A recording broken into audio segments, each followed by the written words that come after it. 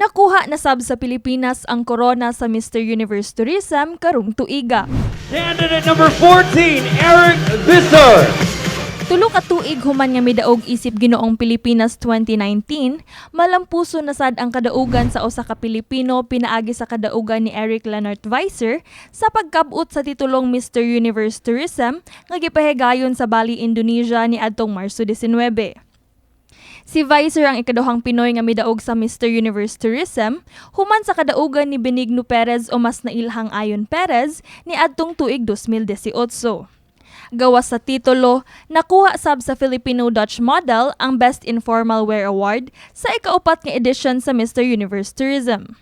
Sa 8 ka contenders, lakip sa nakoronahan si 𝗠𝗏𝗯𝗏 sa Vietnam, kinsa nakadaog isip first runner-up, ug si Francisco Jose Merida nga taga Spain, kinsa mao ang second runner-up. Gisaysay ni Visser pinaagi sa 𝗏𝗏 Cebu Online News Forum karong adlaw ang iyang determinasyon nga mas mapaila sa tibuok kalibutan ang turismo sa Pilipinas, ilabi na sa atong mga inilang nga tourist destinations. Was that we should model after countries that are successful with tourism. And although the Philippines has a very successful tourism program, in fact, I believe their latest ambassador is Vanessa Hudgens, who is visiting the Philippines for her show. So actually, we're going in the right direction, using influencers and, our social media platforms. Our online platforms is a great help. So I think the next step that we can do is just to follow what the very successful tourism spots, for example, what Palawan and Boracay are doing, we can do that on a national scale. I would like to ask lang if it's okay. Alang sa pangutana sa kadaghanang kababayinhan kung single ba ang atong Mr. Universe Tourism, To those kind of things, I like to keep it personal. So Secret. Secret. You'll find out. You'll never know. ang mentor ug manager ni Eric nga si Dexter Alazas, may butyag nga adunay ipahigayon nga world tour aron makigtagbo sa mga tourism affiliation sa tibuok kalibutan ang Mr. Universe Tourism winner. Nagkanayon si Alazas nga daghang umaabot nga mga proyekto alang kay Visser sama sa mga event hostings, commercials, travel vlogs ug TV shows.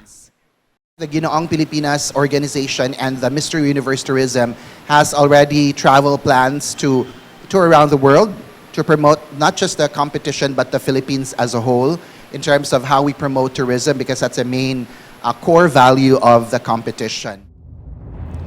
Si Alazas maupod ang gitahasan nga mamahimong executive producer sa umaabot nga Ginoong Pilipinas 2023 nga ipahigayon dinhi sa dakbayan sa Cebu karong Mayo 10 hangtod 20. Gani giawhag niya ang tanan nga interesado nga mosumiter na sa ilang applications. Wow. For next year. So far, there's 13 to 15 contestants that are already very interested and signed up already to be part of the competition. But we have a deadline on the 30th, which is, the next day, March. But until the 15th of April, we're going to announce the official finalists. But we are slowly actually revealing one by one each day who these competitors are. I think for myself, we're looking for the next Mr. Universe Tourism for 2024. This will still be held in Bali. So maybe someone who's eloquent, someone well-spoken, and of course, this is a pageant, someone who is quite good-looking, and they're just looking for people who are able to promote sustainable tourism, who have a voice, who have a vision, and who are going to represent the Philippines on an international stage.